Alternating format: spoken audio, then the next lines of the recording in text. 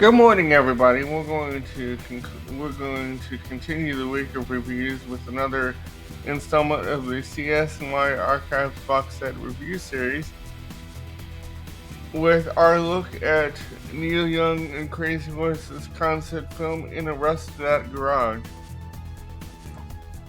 Um, Now, this was released on September 6th of 2024 as part of the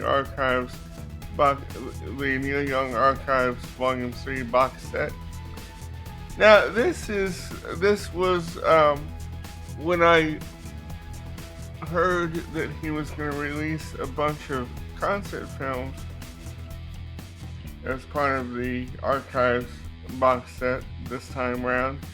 And when I saw this was on the list, I was super excited because I had not seen this in its entirety, and I had only seen it when Neil had it playing on his Archives website, and I had not been able to see it in its entirety. Now, for background purposes or for context purposes, I am going to place a link up in the cards to our review of Muddy Tracks so you can get some background if you want it. But I am not going to. Basically, this is a show from the Cow Palace where coincidentally Rust Never Sleeps was filmed, from the Landing on Water and Life tours of 1986 and 7, although I think this was filmed in 1986. And it is tremendous. It is probably my favorite of the concept films from the Archives Volume 3 box set. Now, along with the tracks from Landing on Water and Life, he also does some tracks from Trans, Computer Age, and Mr. Soul, and Sample and Hold. Now, this concept film also has some has kind of a long introduction by Newell Alexander, back as Dan Clear. As you recall, he was part of the Solo Trans concept film too, and so he is back as Newell Alexander, or as Dan Clear, and he provides us with a comical introduction to the concept film. You know, it kind of shows us around backstage. The whole premise of the show is that Crazy Horse was playing in garage bands, and they were billed as the third best garage band in America. And so Dan Clear shows us around backstage and shows us the recording equipment that was used, and to record the shows. And there is some interviews with Nico Bolas, Neil's producer that he still works with today, as a matter of fact. And then as far as the show itself goes, there are,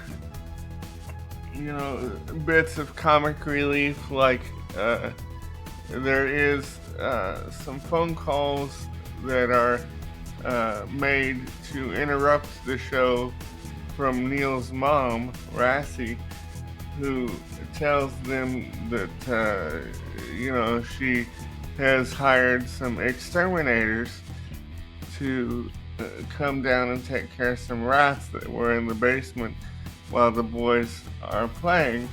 And as a matter of fact, to kind of send us into intermission, the exterminators do come down and do spray pesticides, which causes the show to halt while they try and get the pesticides out of the air and all that stuff. It's pretty funny. Um, but as far as the show goes, along with the songs from Trans and Landing on Water, he does Drive Back from Zuma, Like a Hurricane, I believe, Down by the River. Um, but he opens with, I believe, Mr. Soul. And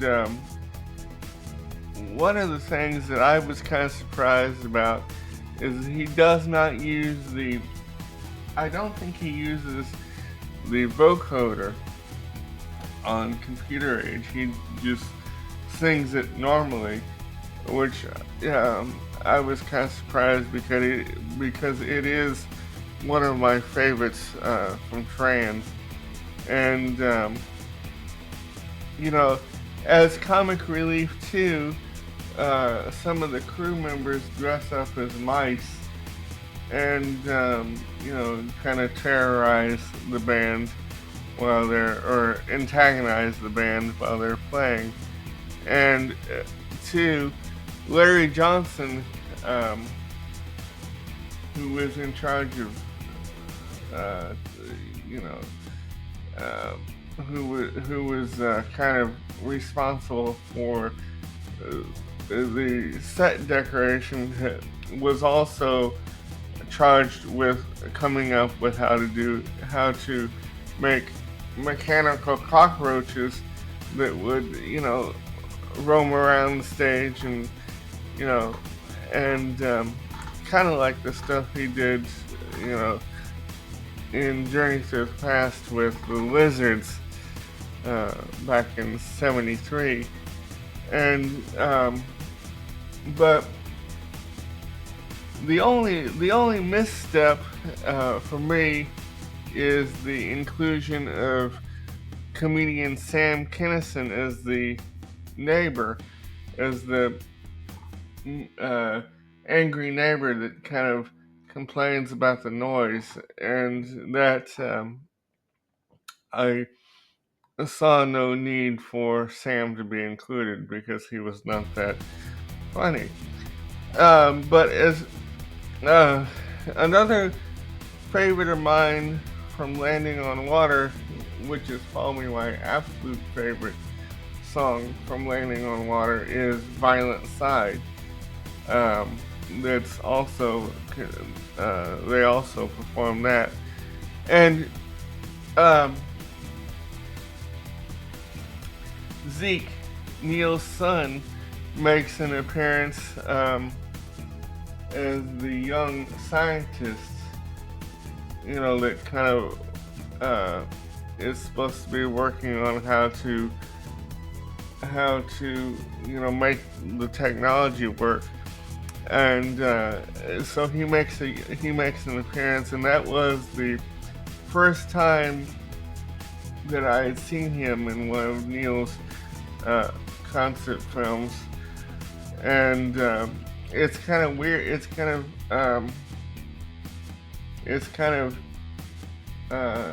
of cool to see him with a mullet, because when I met him, he had kind of long hair, so it was kind of cool to see him with a 80s style haircut.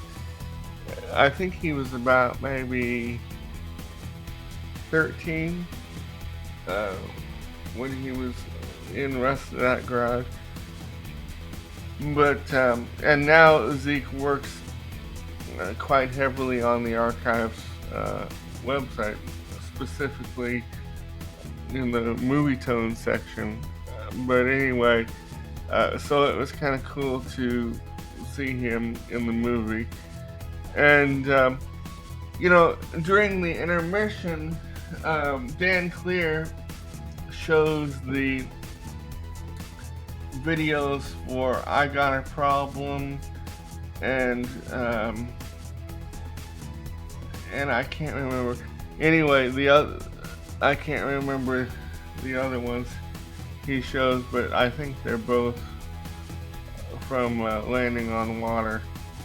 And so overall, like I said, this is um, my favorite concept film from the Archives Volume 3 box set, and I hope you enjoy it.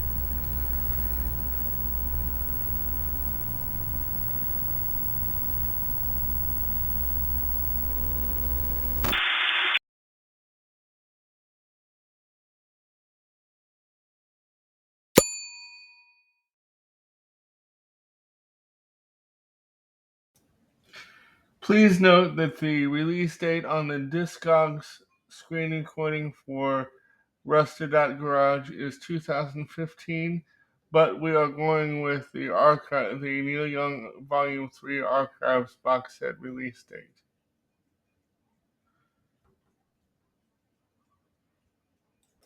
Upon examination of the track listing on the Discogs screen recording, I do not think it's a complete track listing because the movie is darn near 3 hours long.